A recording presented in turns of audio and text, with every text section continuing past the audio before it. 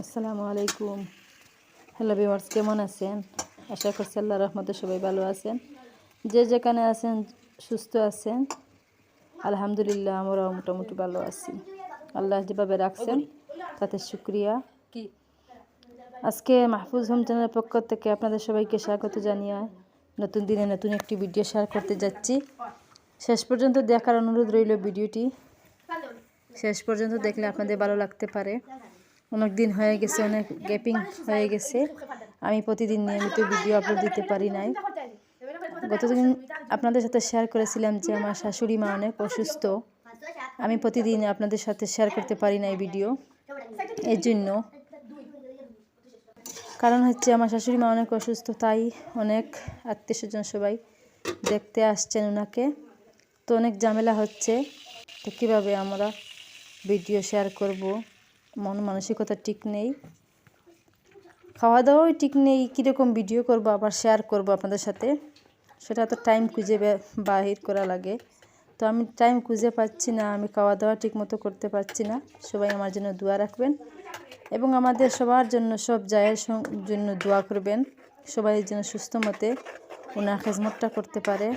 ওনাকে যতটুকু হায়াত দিয়েছেন আল্লাহ তাআলা, ততদিন তো উনি জীবিত থাকবেন। তো আমরা ঠিকমতো ওনাকে খেজমত করতে পারি যেন সবাই আপনারা দোয়া করবেন। এই তো বাড়িতে অনেক লোকজন আসছেন, মেহমানদের জন্য অনেক মেহমানদারি করতে হয়, ঠিকমতো মেহমানদারি করতে পারতেছি না। তো ভাবলাম আজকে কিছু ভিডিও করি আর আপনাদের সাথে রান্না বান্নার কিছু ভিডিও শেয়ার করে নেই।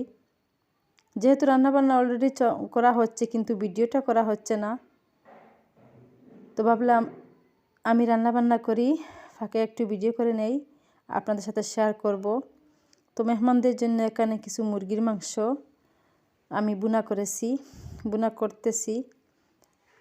মাশাআল্লাহ অনেক মজা হবে, দেখতে ভালো লাগছে, বোঝা যাচ্ছে যে অনেক স্বাদ হবে বা অনেক সুন্দর একটা ফ্লেভার চলে আসছে।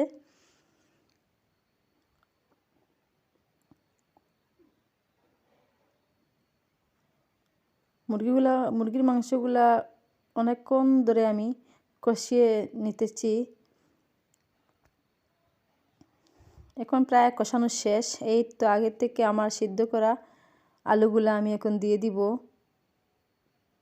এই মুরগির মাংস বোনাতে হাফ টুকরো করে, হাফ পিস করে যে আলুগুলা দিয়ে দিলে বাচ্চারা অনেক ভালো লাগে, বেশি বাচ্চাদের পছন্দ এই যে আলু।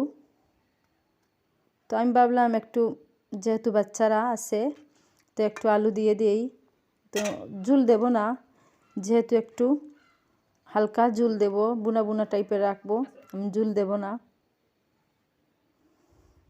এই তো মাংসগুলা বুনা হচ্ছে আর আপনাদের সাথে শেয়ার করা হচ্ছে। দেশের বাইরের যে আপু ভাইয়েরা, আঙ্কেল আন্টিরা আমার প্রতিদিন ভিডিও দেখবেন বা দেখেছেন, তাদেরকে অসংখ্য অসংখ্য ধন্যবাদ। আমার চ্যানেলের পাশে থাকতে আপনাদেরকে অনুরোধ রইল, বেশি বেশি করে আমার চ্যানেলটি সাবস্ক্রাইব করে নেবেন, ফ্রেন্ড ফ্যামিলিদের সাথে শেয়ার করে নেবেন। যদি কোথাও কাজে কোনো ভুল হলে আমাকে ক্ষমার দৃষ্টিতে দেখবেন। তো এদিকে আমি ভাবছি যে মাংসগুলো রান্না হোক, সেটা হচ্ছে গতকালকে রাত্রের ভিডিও। এটা হচ্ছে সকালে ভাবলাম কিছু পেঁপে নিয়ে আসলেন আপনাদের ভাইয়া বাজার থেকে। এই পেঁপেগুলো হচ্ছে লোকাল পেঁপে, এই জন্য আমি এই তো জলে ডুবিয়ে রেখেছিলাম। জলে ডুবিয়ে রাখার কারণ হচ্ছে পেঁপেতে অনেক কষ থাকে, সেজন্য আমি জলে ডুবিয়ে রেখেছি পিস পিস করে। কারণ হচ্ছে পেঁপের কষ হাতে লাগলে অনেক চুলকায়, আর এরকম ভিজিয়ে রাখলে আবার দেখা যায় চুলকায় না, কষগুলা জলের মধ্যে বাইরে যায়। তো যারা যারা এর হাতে চুলকায়, আপনারা পেঁপে বানাতে এইরকম যে সময় পেঁপে কাটবেন, এইরকম আপনারা পেঁপেগুলা পিস পিস করে জলে ডুবিয়ে রাখবেন। অন্ততপক্ষে 10-15 মিনিট রাখলেই কষগুলো একদম ছাড়িয়ে যাবে। তারপরে পেঁপেগুলা বানালে, কাটলে চুলকায় না হাতের মধ্যে। তো লোকাল পেঁপে অনেক কষ থাকে, আবার দেখা যায় যে চালানি পেঁপে থাকে, ওইগুলাতে কষ থাকে না। আমার অনেক প্রিয় এই পেঁপে সবজিটা, খুব ভালো লাগে আমার কাছে।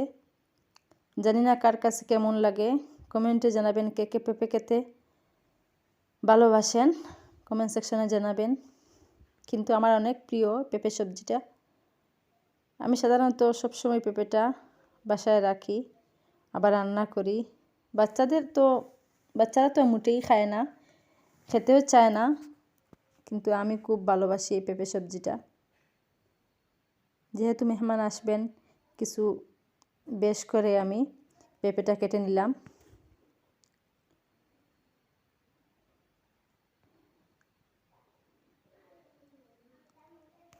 তো মেহমান এক বাড়ির না, আমার 5 জন যা আছে, দেখা যায় যার যার ঘরে মেহমান আসলে এ ঘর থেকে ও ঘরে যায়, যে যেখানেই বসে সেখানেই খাইতে হয়। এরকম আরই খাবার দাবার চলছে আমাদের এলোমেলোভাবে। তো আমি পেঁপেগুলো কেটে নেই, আপনারা দেখতে থাকুন, ভিডিও জুড়ে আমার সঙ্গে থাকবেন। শেষ পর্যন্ত দেখলে আপনাদের খুবই খুবই ভালো লাগবে আজকে ভিডিওটি। অনেক কিছু আজকে ভিডিওতে রান্না আছে, আর অনেক কিছু রান্না বান্না আমি করব, আপনারা দেখতে থাকুন।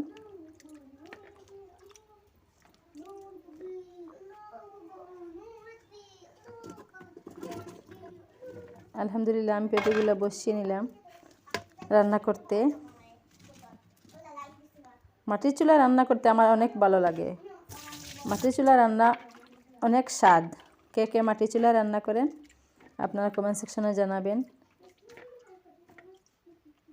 মাটির চুলায় রান্নাটা অন্যরকম একটা স্বাদ থাকে। তো আমি মাটির চুলায় রান্না করতে অনেক ভালোবাসি, তাই আমি অনেক সময়, বেশিরভাগ সময় মাটির চুলায় রান্না করি। আর আমার চুলাটা আমি ক্লিন করে না রাখলে আমার ভালো লাগে না, তাই আমি আমার চুলাটা সবসময় পরিষ্কার করে রাখি। আবার যে সময় দেখা যায় আমার অসুস্থ থাকে, তো অনেক অস্বস্তি করে আমার চুলাটা কীরকম আমি মুছবো, পরিষ্কার করব। তো অসুস্থতার মধ্যেও আমি আমার চুলাটা মুছে নেই, পরিষ্কার করি। আমার চুলাটা কার কাছে কেমন লাগছে আমাকে কমেন্ট করে জানাবেন, আমার চুলাটা কেমন হয়েছে।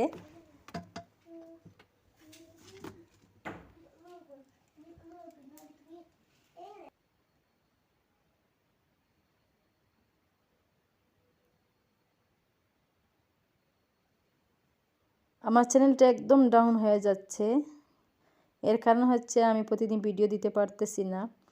তো আপনারা বেশি বেশি করে আমার চ্যানেলটাকে সাবস্ক্রাইব করে নেবেন, ফ্রেন্ড ফ্যামিলিদের সাথে আমার ভিডিওগুলো শেয়ার করে নেবেন, তাতে আমি কোনো উৎসাহিত হব।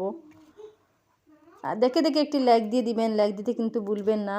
আপনাদের লাইক কমেন্ট আমাদেরকে অনেক উৎসাহিত করে, অনেক শক্ত করে তুলে একটা ভিডিও আপলোড দেওয়ার আগ পর্যন্ত আমাদেরকে অনেক সাহস যোগায় একটা কমেন্ট।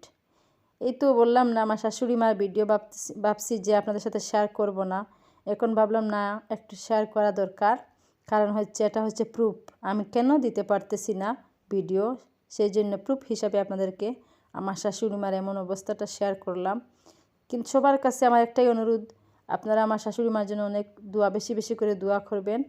ওনার যদি হায়াত থাকে আল্লাহ তাআলা ওনাকে ভালো করে দেন, আর যদি হায়াত থাকে না তো কী করব, আল্লাহ তাআলা কলিমা ইমানের সহিত নিয়ে নেবেন। তো আসসালামু আলাইকুম, পরবর্তী ভিডিওতে দেখা হবে। আজকের মতো বিদায় নিচ্ছি।